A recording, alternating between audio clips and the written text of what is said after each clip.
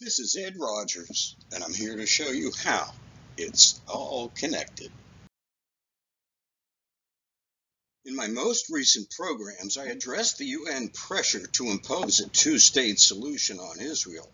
I also addressed the myth of Israeli occupation.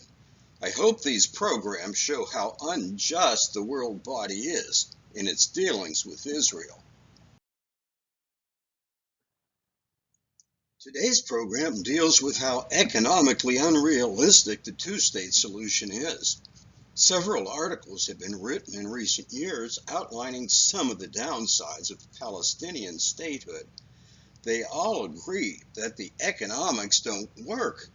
There is simply no way that Palestine, whatever form it may take, will ever be self-sufficient.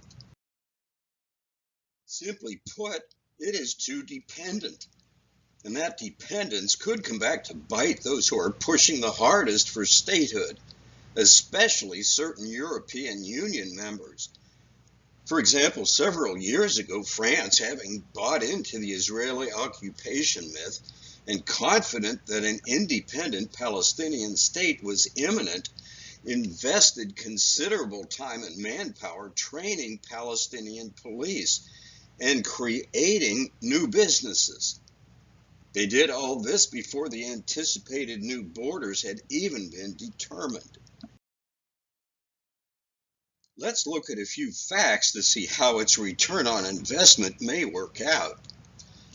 Almost two-thirds of Palestinian government income, about $1.5 billion per year, comes from a tax collected by Israel and remitted to the Palestinians. This happens only because of the goodwill of the Israelis. Should something happen to disrupt the goodwill, the flow of funds would suddenly cease. This is exactly what happened when Hamas took control of Gaza in 2006. If Hamas plays any part in the new Palestinian government, it is wishful thinking to imagine the gravy train will continue. In recent years, 87% of Palestinian exports have gone to Israel. Once again, this source of revenue is totally dependent on good relations with Israel. Israel is the primary employer for West Bank Palestinians. The Israeli settlements there employ tens of thousands of Palestinian workers. If statehood is declared, all these workers will be barred from the settlements because the Palestinian government considers the work illegal. Over the same time period, these settlement jobs have constituted 1/7 of the total Palestinian workforce and constitute 1/4 of the total Palestinian payroll. Why is this? Because Israeli employers pay 2 to 3 times that paid by their Palestinian counterparts. Many Palestinians commute to Israel for the higher paying jobs. 40,000 from the West Bank alone, legal and illegal. These would be in jeopardy should Palestine declare independence. To make matters worse, 1/3 of the Palestinian government's budget comes from foreign aid, mostly from the US, the EU, and Western organizations. The US Congress has already signaled that it might suspend aid if Palestine declares sovereignty.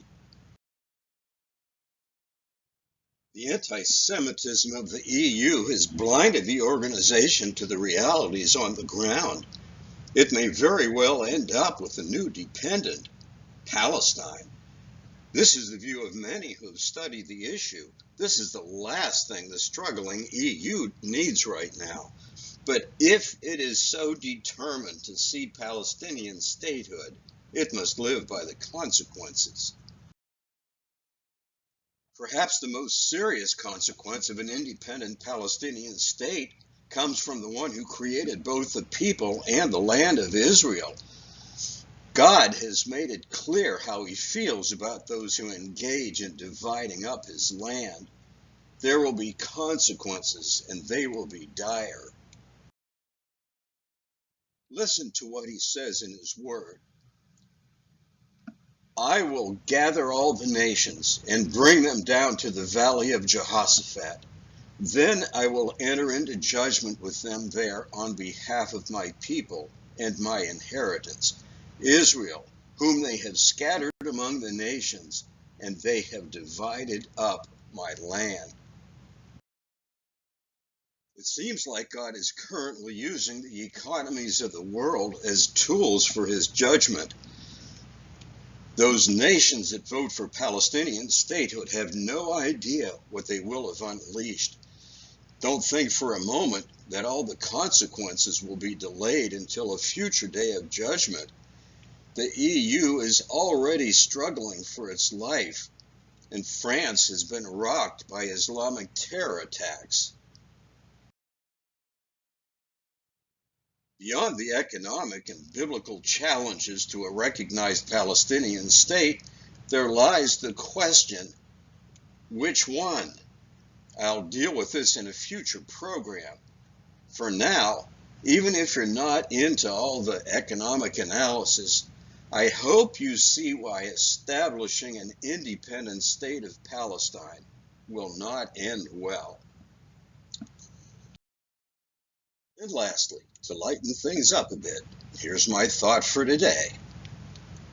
What do you call a boomerang that won't come back? A stick. I'm just saying. And now you know.